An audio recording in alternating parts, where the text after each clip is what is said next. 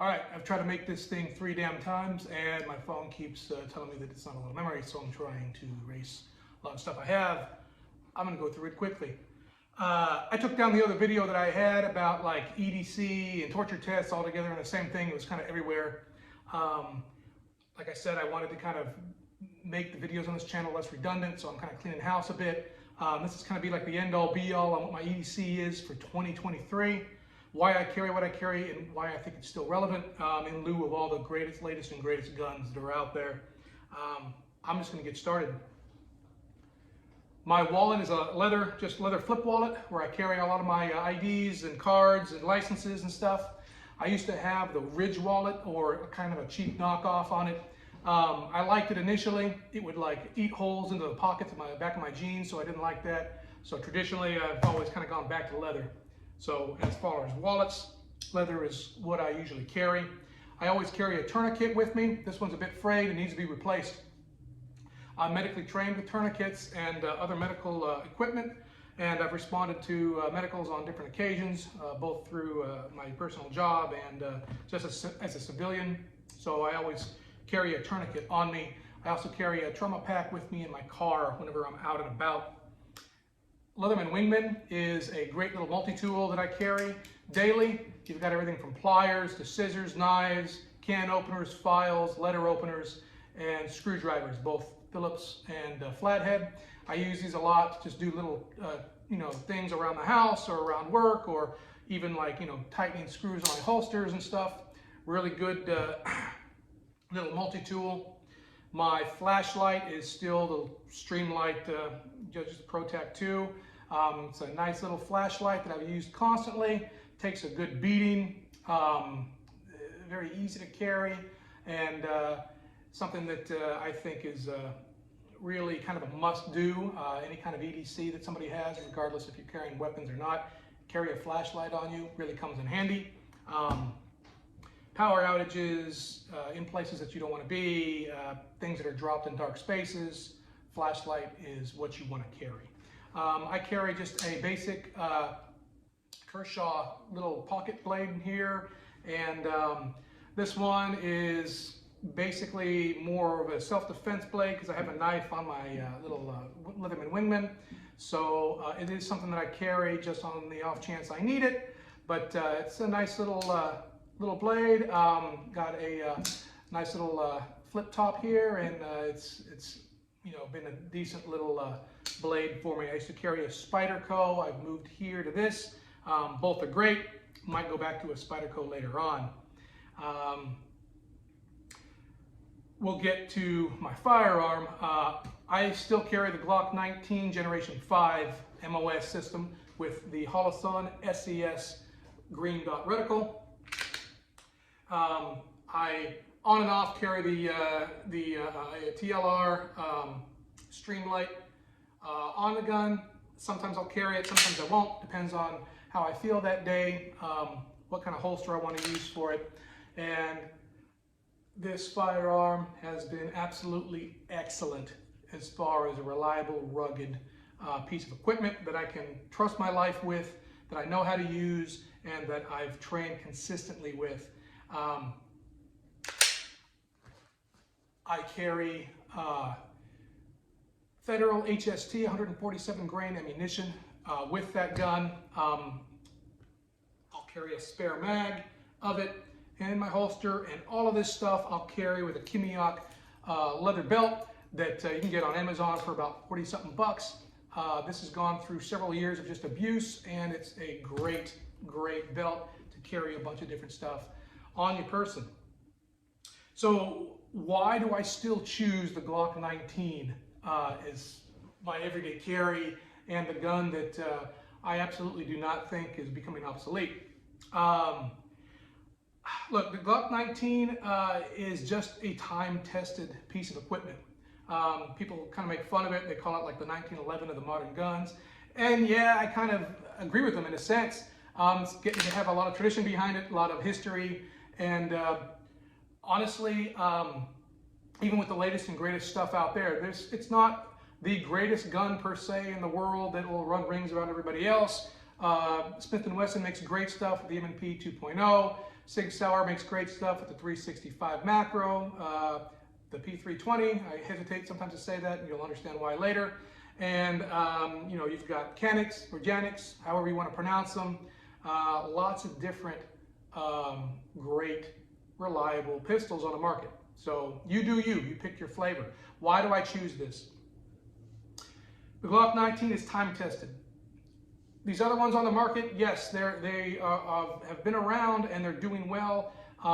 This has just proven itself time and time again over decades, over wars, over, oh, I'm sounding like it's like 1911, over military contracts, law enforcement contracts. It's consistently been the gun that has been the most used, the most praised, and the most reliable in terms of combat that there's been. So, you know, people will disagree. There's a lot of great guns out there, but I put my guns through a lot of stuff. I run them hard. I run them a long time. I run them fast. I get them dirty. I see what the longevity is between the firearms because I'm very interested in what they're capable of doing. So I've shot the P365. For me personally, it was a little bit too small for my hands. I didn't like it. I shot the macro. It was a little bit better, but I just didn't really, again, same kind of thing. I wanted something a little bit more full and flush in the hand. I enjoyed the P320, and I did carry that for a while. It started showing its ass a little bit after about 6,000 rounds, and it started having multiple malfunctions, stovepipes, double feeds, and things like that, whereas I couldn't rely on it as much with the others. This Glock 19 Generation 5 has gone 8,000 rounds, well, 7,600. It's closing in about 8,000 rounds. It has not had one issue. There's been not been a malfunction with this gun at all, and to me that's incredibly impressive. Yes, I clean it all the time. I keep it up. I don't just sit there and, you know, try to make it malfunction. It has been dropped in the mud and shot really dirty. Again, no hitch. It's been wet. No issue there. I have recently put in a stock factory Gen 5 Glock 19 Marksman's barrel from the Glock factory that's just been tin coated in gold. So it's just an aesthetics thing. I'm testing out the new barrel here. I've got about 200 rounds through it, both of just practice and carry ammo. Again, no issue, and I don't foresee any issues. It is a stock barrel too. I will report on that if anything else happens, but I don't foresee anything. So great piece. It's been kind of stippled just by my own hand, and you know, you can kind of make these Glocks look nice and kind of cool if you want them to. People call them blocky and stuff. Yeah, maybe, but I seem to enjoy the way they look, and especially the way they shoot. The low bore access, I can run them flat generally, and I haven't had any real issue with them. I have Gen 4s and Gen 3s that have gone over 12,000 rounds. I use them in competition. So to me personally, they've proven themselves as a reliable, durable gun. One of the things that I like about them a lot is the fact that they run a wide variety of ammunition. So whether you're running steel case, aluminum case, underpowered stuff, you know, garbage from Russia, different things, the Glock will run those rounds, whereas other guns that I've shot have been great with certain kinds of ammo, but they'll choke on, you know, less quality ammunition. And you know, yeah, you want to put quality ammunition in your gun when you're training, of course. But I think, as I mentioned in the previous video, I'm kind of an idiot in this way, whereas I think, you know, if you're running away from the zombies and you're trapped in the Walmart and the only thing they have is, you know, cruddy aluminum cased ammunition, your gun should be able to shoot it. So that's, you know, whether it be kind of silly or whatever, I kind of feel that the real test of reliability in a pistol is what they can actually shoot, and how much of it they can shoot without going down, without breaking. I'm not as much interested in dumping sand down them and see which one malfunctions 5 times versus 3 times. That's stupid. They all malfunction. They're all mechanical guns. If you put a bunch of stuff in them, they're going to malfunction. People like to make fun of Glocks because they've generally done very well in those tests. This one has, you know, like I said, been covered in mud and dropped and wet and went through all that stuff, and it has never had any issue firing. People like to put a lot of like lightning cuts in the slides and all this kind of stuff, and you know, different triggers that aren't stock, and then you know, run them through these torture tests and you know, gawk and awe when they stop working. And to me, that's silly. So they all start malfunctioning at about the same rate, right? Your P320s, your M&Ps, your Glocks. You know, some of them on some tests will malfunction 3 times versus 5 times, or 2 times versus 4 times. I mean, at the end of the day, your gun's malfunctioning. It doesn't matter what brand it is. It's not going to work when you put sand and mud through it. So keep it clean, keep it good, and it'll keep you good. So for me, I kind of learned how to shoot well and compete with Glock. One of the reasons why I don't necessarily want to switch out is because I have a lot of time and money invested in Glock. So I've got lots and lots of Glock magazines, Glock parts, you know, Glock holsters.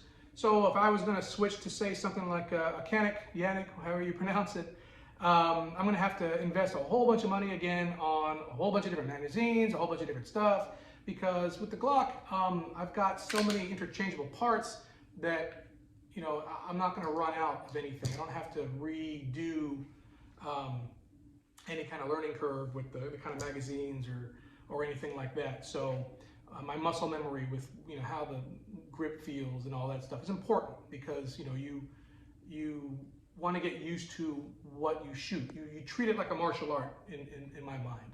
So you want to be athletic, you want to have, you know, a mind-muscle connection with your firearm and how you train it. So that to me is why I choose still the Glock 19. I think it is a time-tested piece that's not going anywhere. I think that, you know, everybody wants to kill the Glock, and that's funny. The Glock really doesn't need any killing. It's, you know, people are going to like it or they're not going to like it. If you don't, shoot something else. It's not really any better or worse. It's a good quality firearm that's been, you know, in the military and law enforcement for decades now.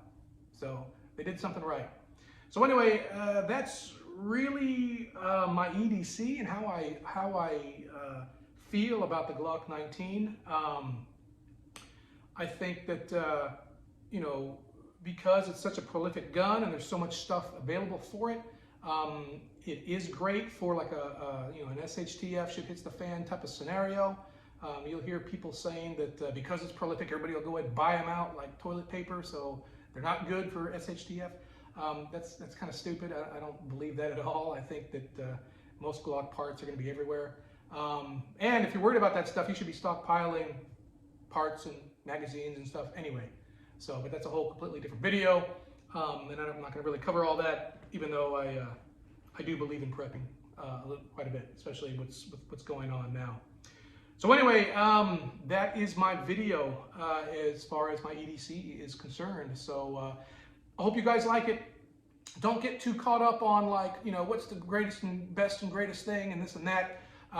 They're flavors of ice cream. They're all reliable. They're all good. The Glock, hands down, is one of the most reliable pistols out there. It continues to prove itself time and time again.